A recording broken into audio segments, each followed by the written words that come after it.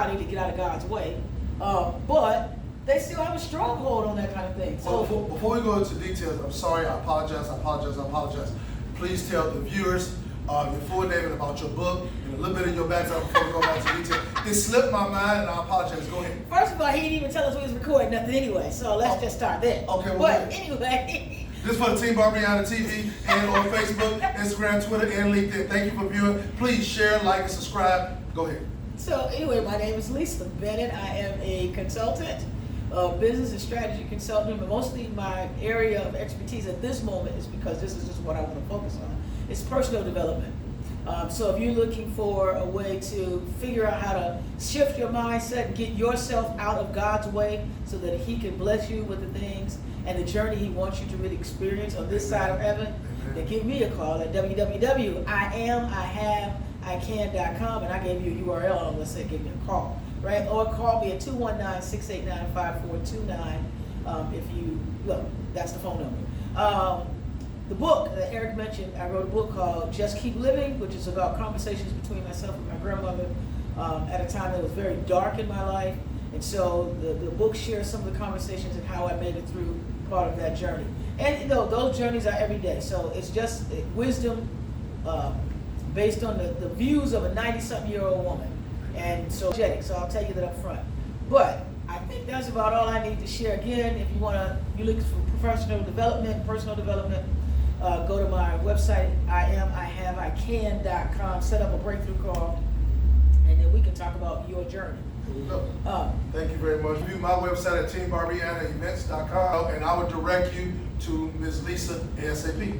Go ahead, sweetie. So what I was saying, you know, the church is like any other old institution. Okay. There are these strongholds or beliefs that still have not shifted to reflect more of what the community believes.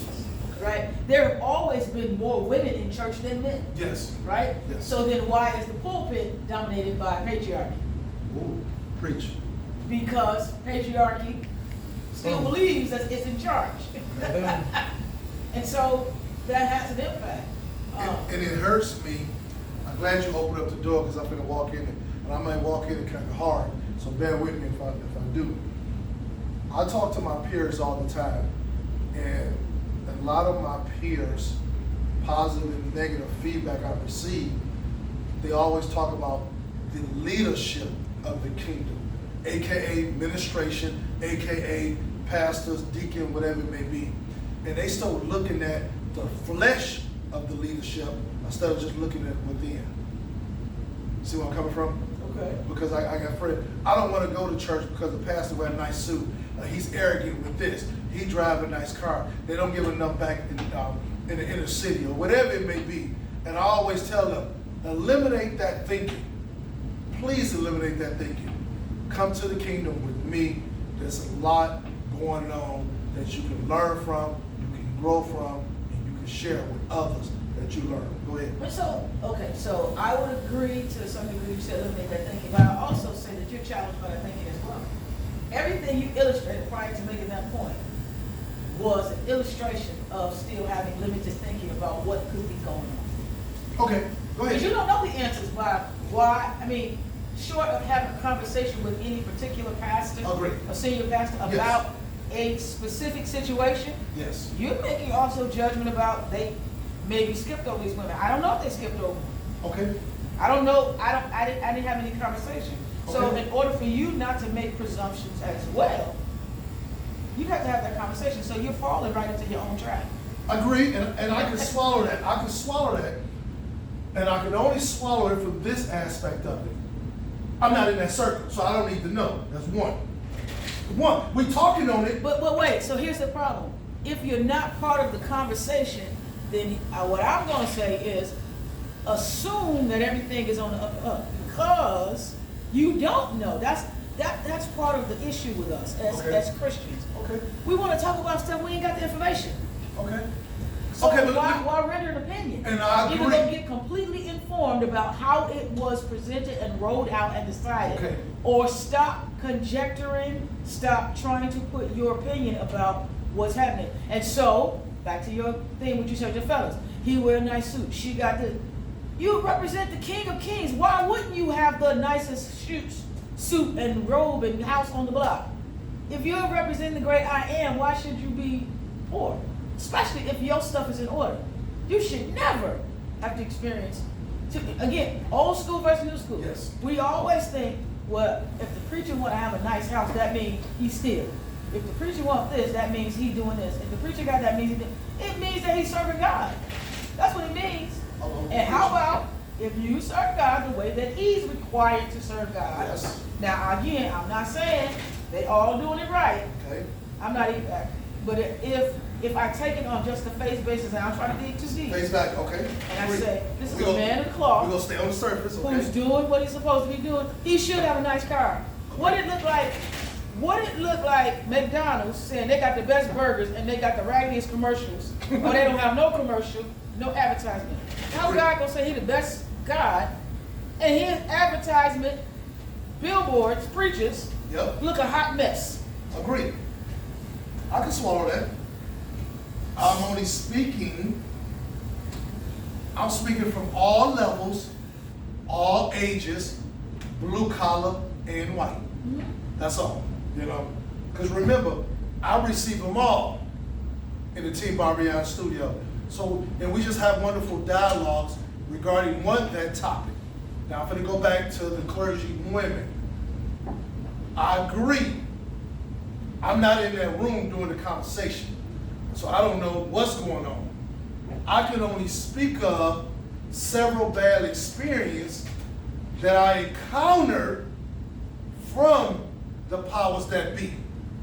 Text message, blah, blah this, blah, blah that. Now it make me leery like, okay, if these young ladies were sitting here, 3 or 4 or 5, and all of a sudden they end up vanishing, why is that? So again, I have no argument with you here. I think black women are undervalued. I don't give a crap what area of life is in. Okay. Preach. And church ain't no different. Okay. And that's simple. Church is no exception to the rule. You would like to think it is. You would like to think that the people who would might be leading the charge to firm up the equality. Okay. And we shouldn't have to have DEI in the workplace and all of that to make sure that women get paid fairly, or somebody of a different gender, different sexuality or whatever gets paid fairly, and we would think that the church would lead the charge. But the reality is, church is still as far behind as any organization, and we're still just not giving women what they deserve or valuing women the same. It's that simple, and that's how it works. Okay. In order to address that systematically, you have to get the church power. And you're talking about challenging not the local body, No. but you're talking about challenging the structure. Yes. Whether that be American Baptist or Yep. I mean, you know what I mean? You're talking about the Council of Independent Churches. You're talking about really, Maybe. it ain't gonna start at the local level. It's gonna have to be top down. Agreed. But you're talking about, again, challenging thousands of years now of patriarchy. Yes. And I'm- nobody, it's the same thing as people, clear people, white people, we just call them white people for the conversation. Okay. People, Okay. We ain't got no they're not problem. gonna give up the power structure. At the end of the day, everybody who's in power wants to stay in power. And looking like they're moving too close to the center makes them feel like they'll have You less and power. I know It it's don't a matter what- comfort zone to remain in power. Absolutely. So you really talking about the oldest existing corporation. It shouldn't function that way. Agreed. That's not what God intended. You preaching today. But that's what it is. And if it wasn't functioning, I know people gonna argue and say church ain't an organization. Absolutely. If it were just what God intended to be, we wouldn't have all these different sections of religion. Okay. We wouldn't have Kojic versus Apostolic versus Pentecostal versus Catholic versus this versus Yep, that. preach. We wouldn't have any of that. And That all- right there, the structure, the institutional structures alone tell you it's a corporation, and the corporations are run by human beings who got their own best interests at heart. Period, point blank. Hey, let me throw this out there. It's a wonderful business that I enjoy. But some people say, Eric, don't say it's a business. That's what it Hey, is. I throw it out there. They beat me up about it. I say, hey, I remember when I was young coming up, my grandmother used to take the vacuum cleaner to the church on Saturdays to vacuum her and a couple other big mamas. Me as a kid had to walk around the church and pick up the paper, That's right. all that stuff. The community kept the kingdom, the upkeep of the kingdom solid. Now everything is purchase. Well, wait, again. So here's the issue. You gotta strike a balance. Okay. Right? We can't keep functioning that way either. Okay. Where grandmama got a job. She got other stuff she gotta do during the Agreed. week. She can't come to the church and clean up after everybody who try to clean up after themselves. Agree. And again, because the church does have to operate, you cannot also continue to be based all on volunteer stuff. Agree. So there's something. Now we can the go issue Old is- Testament versus New Testament. The issue You ready? is there needs to be balance. I understand all that. Now I'm gonna go old and new. Help me out. Time, talent, treasure. No problem. There was no number put on it. There was no time limit put on it. There was no requirement. Let me break this down. Time. No time limit. You can get 15 minutes versus 2 hours. You can get 2 hours versus 5 hours. That's one. Limitation. You ain't gotta have a degree to volunteer. You ain't gotta have a high school degree to volunteer. And I don't know any church that does not allow But the that. point I'm making is for viewership. For viewership. Now, then all of a sudden, the 15 minutes went down to 10, 10 went down to 5, 5 went down to 0. All of a sudden, we ain't getting nobody to give their time, their talent, or their treasure. We know what we'll do. We'll drop a number on it. Now, you ain't got to give your time, talent, and treasure. Drop your tithes and offering. Drop the 10%. Drop this, drop that. We'll go ahead and purchase everything we need. Again, it has to be balanced. If you can't Agreed. But if you can't get it from church members because they are busy or tired, because here's the practicality. You can't live in this life without having a job, You preaching. right? So, but I can't work a 40, 50-hour week to support my family and come to church and volunteer 20 hours. Either. So I may be willing, or it may be necessary for me to readjust, reevaluate, and pay a little bit more so that for what I can't do in a physical way, I can still give the church an option to get. Hold that thought. YouTube, Balance. please comment below. Please comment below any questions you may have regarding this topic that we have. Ms. Lisa or myself will respond to all your questions. We'll try to answer it the best way we can. Go ahead, baby. You made me forget my thought. But I mean, I'm just saying, again, the biggest thing is balance, right? It's kind of like, I'll even take it to the family structure. If I'm working 60 hours a week, should I be? Is that healthy for me or my family? Should we have expenses that's so explosive that I need to work a 60-hour week? If I maintain and work, let's say what we deem as normal 40 hours a week, and we cut back some of our expenses and we spend more time together, then maybe I am not as exhausted and I give more time to the church. All of it has a domino ripple effect, no matter what decisions you make. And so if I work a lot and I can't give no time, I can't get no time for my family, I can't get no time to the church, then I have to give the church a little bit more money. Yes. If I work a little bit less, maybe I got time for the church, maybe I got time for the family. Again, it's about balance. You have to decide what priorities are and move things around in your life that will accommodate whatever the needs are. Okay. Now, does that impact church? Absolutely. Yes. Because, again, if I got no time, I might have to pay. But I may feel like that's the way I can give. That is part of my treasure. And sometimes I can't teach for it. Again, it's so many. If you got 400 members, you got 400 perspectives of how that ought to look. Agreed. And so what you try to do, when you say give a number, I think what the attempt is there is to say, hey, folks, we really need about 20 hours of volunteer time keeping the church clean. Yes. If we don't have people who can do that, then we're gonna have to pay to have that done because the church got to stay clean. Agreed. So, in order to get 20 hours worth of time a week, you clean, it's gonna cost $10 an hour. If we can't do it ourselves, then can we at least raise $200 a week, 52 weeks a year, 100 to put into that so that we can get what we need out of it. And that's just a reality check, right? Okay. That again, that's balancing. And so being transparent to outline the needs in a monetary way is not a wrong move. I'm gonna always go back to it's gotta be balanced. Now, There is no right or wrong. viewership, you're talking about balance. I can swallow that. But we finna have a heated debate in regards to this balance. I gotta be heated. So please, if you agree and disagree with this statement, YouTubers, please comment below. Lisa and myself will answer it for you. You said balance. I'm a big advocate. Those ministry leaders should receive a stipend. That's just me. Okay. I go to the table, I go to my grave. I think ministry leaders, and maybe some of the high-up assistant, need a stipend. Some of the ministry leaders are traveling, they're doing a lot of work for the kingdom.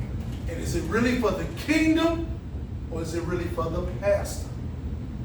There's a difference. You two, please comment below. Is they really doing it for the kingdom, or being taken advantage of by the pastor? You won't know the answer to that question until you talk to the people who are doing it. Is that I just put that out there. Okay, we'll eliminate that, but please still comment below. All I'm saying is, I just think, I'm talking across the board. If the kingdom have 200,000, 100,000, 300,000 in storage, and I'm just gonna put it that way, why not $150 a stipend, a $50 gas card or a $100 gas card, or whatever it may be? You and I know there's some individual at our kingdom that's at the church 4 or 5 days a week. So here. And man, that's a lot of money leaving their household, a lot of money leaving their pockets. You can only say so much. Man, you all right. God go bless you. God go reward you. God go. I understand all that. I need brakes on this car. I need new tires on this car. I'm going through a divorce, damn it, because you won't. Okay, Come on, don't get me started. So I'll say this. Two things have to happen. Preach. To me. One, where you I keep saying balance. You have to decide as an individual when too much is too much.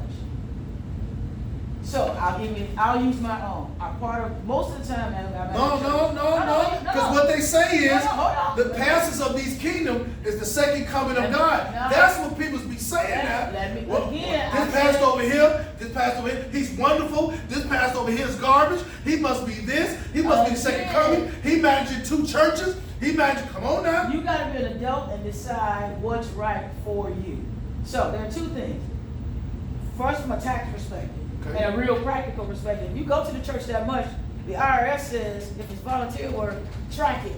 Put on your tax return. Yes. So that's on you. Go ahead. You can get deduction. You can say, I'm at this church, volunteer my time, 10 hours a week. This is what it costs me in mileage, gas, or expenses. Preach. If you keep track of that, you can turn that in as part of your taxes. Yes, go ahead. That's number 1. But again, that's your responsibility. Yes. Number 2 is your responsibility. I sing in most churches. I'll sing in the choir whether I'm in the pulpit. I sing in the choir regardless of my position in the church. Okay. 9 times out of 10. Okay.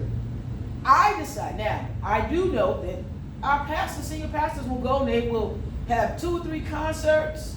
2 or 3 speaking engagements in a week. They'll have this. In a month, they could be an extra 4 places aside from the 4 Sundays. Yes. That means that if I'm singing, because the choir is backing him or her up, yes, I have to sing 8 times in rehearsals. Yep. In between there. Yep. Come so on. Now we're talking about preach. That's 8 and another 4. We're talking about another 12 meetings a month to be a part of whatever's happening in that month. 12 meetings in 30 days. Yep. Preach. I decide. So most of the time, if you know, again, I We ain't ain't gonna talking say double my service. We ain't talking double service. Come That's on, right. preach Most of the that. time, I look at my calendar.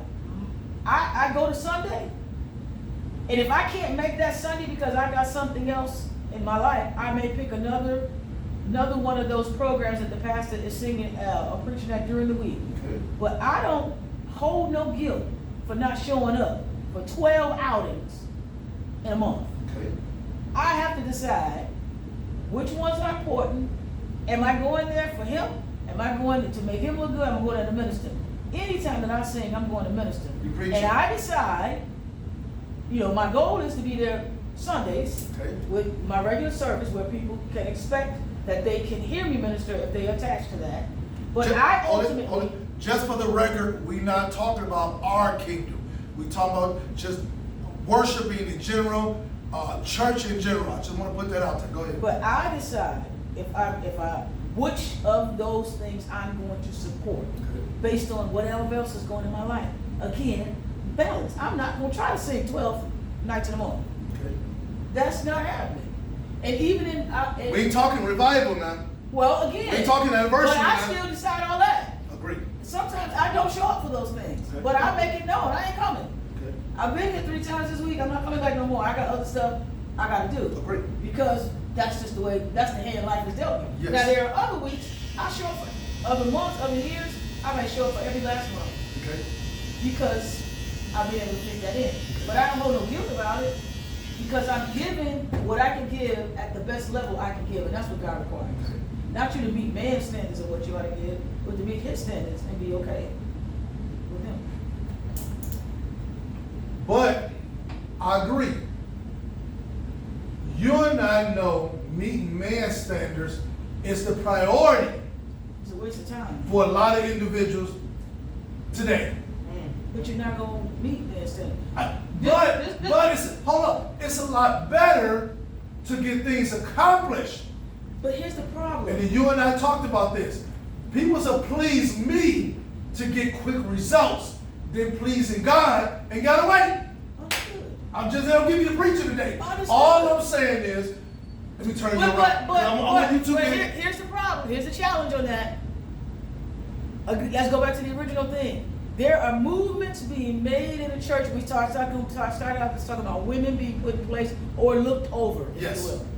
So again, was that decision made because the person who made the movement heard from God? Or are they being pressured from people? See, like you're looking at the situation and you don't know if the individual who made that decision talked to God or not. agree. So if they did it just because you thought they should do it, now they're trying to please you. Which one you want? And you and I know, again, a lot of individuals tell you they talk to God, but they making the decision for self. But here's the thing. They don't have to tell you nothing. Agree. They ain't obligated to tell you nothing. Agree. Here's what you're obligated to do. Preach. Give them the benefit of the doubt that if they're in a position of power, that they have consulted God. And what you can do is say, God, you tell me whether or not I need to be here and continue to follow that leadership. In spirit and in truth. And that's it. That's all you can do. Hold that thought. YouTube, we thank you for viewing this segment.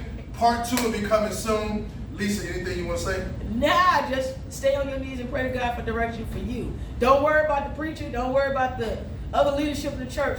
Just ask God to make it clear for you whether or not you're supposed to be there. Because even if you're not, there's somebody else. Every person's life is at a different state in their journey. Amen. There's somebody else who has what that church needs, even if you've outgrown it. Doesn't mean that they're wrong. It means it's not the place for you anymore. So move on. There you go.